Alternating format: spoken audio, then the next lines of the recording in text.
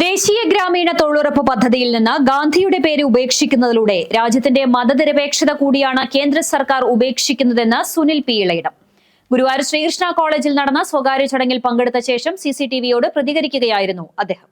ദേശീയ തൊഴിലുറപ്പ് പദ്ധതിയിൽ നിന്നും ഗാന്ധിയുടെ പേര് മാറ്റുന്നത് വാസ്തവത്തിൽ അതൊരു ഗാന്ധിയുടെ പേര് മാറ്റുന്നു എന്ന പ്രതീക തലത്തിൽ മാത്രമല്ല, ആ പദ്ധതിയെ പൂർണ്ണമായും തകർക്കുന്ന ഒരു നയപരിപാടി അതിനു പിന്നിലുണ്ട്.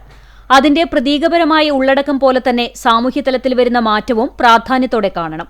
നിർബന്ധിതമായ 100 ദിവസം എന്നത് ആപേക്ഷികമായി തീരുകയും 125 ദിവസം വരെ ആകാം എന്ന് പറയുകയും ആ ഉത്തരവാദിത്തം 40% സംസ്ഥാനങ്ങളിലേക്ക് കൈമാറുകയുമെല്ലാം ചെയ്യുന്നത് വഴി പദ്ധതിയുടെ അടിസ്ഥാനപരമായ ആന്തരിക മൂല്യത്തെയും പ്രവർത്തനശേഷിയെയും ഇല്ലാതാക്കുന്ന പരിപാടിയാണിതെന്നും അദ്ദേഹം പറഞ്ഞു. 2014 മുതൽ പടിപടിയായി പദ്ധതിയെ ഇല്ലാതാക്കാനുള്ള പ്രവർത്തനങ്ങൾ, ഫണ്ട് വെട്ടിക്കുറയ്ക്കുക, 100 ദിവസം എന്നുള്ളത് 40-50 ദിവസം എന്നുള്ളതിലേക്ക് ചുരുക്കുക എന്നത് ഇപ്പോഴും നടന്നുകൊണ്ടിരിക്കുന്നുണ്ട്. പൂർണ്ണമായും റദ്ദാക്കുന്ന നിലയിലേക്ക് എത്തുന്നു എന്നും സുനിൽ കൂട്ടിച്ചേർത്തു.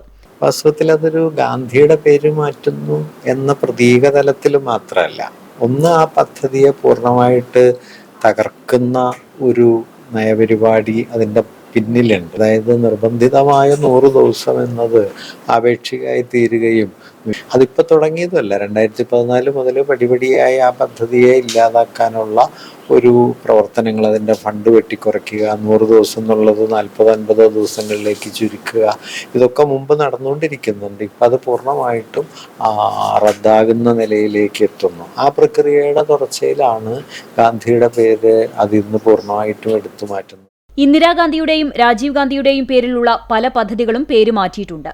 നെഹ്റുവിന്റെ പേര് മാറ്റിയിട്ടുണ്ട്. പക്ഷേ ഗാന്ധിയുടെ പേര് മാറ്റുന്നു എന്നുള്ളത് ആദ്യത്തെ ഒരു സംഭവമായിരിക്കും. മതനിരപേക്ഷമായ കീഴ്ത്തട്ട് ജനാധിപത്യത്തിന്റെ ഗ്രാമജീവിതത്തിന്റേതായ അടിസ്ഥാന മൂല്യങ്ങളെയാണ് നിഷേധിക്കുന്നത്. ഗ്രാമജനതയാണ് ഇന്ത്യൻ ജീവിതത്തിന്റെ ആധാരം എന്ന അടിസ്ഥാന സങ്കല്പ തലത്തിലും നടത്തുന്ന നിരാകരണമാണത്. വർഗീയതയുടെ ഒരു രാഷ്ട്രീയ യുക്തിയെ അവർ പദ്ധതിയിലേക്ക് സന്നിവേശിപ്പിക്കാനുള്ള ബോധപൂർവമായ പരിശ്രമമാണ് നടത്തുന്നതെന്നും സുനിൽ പി ഇളയിടം കൂട്ടിച്ചേർത്തു.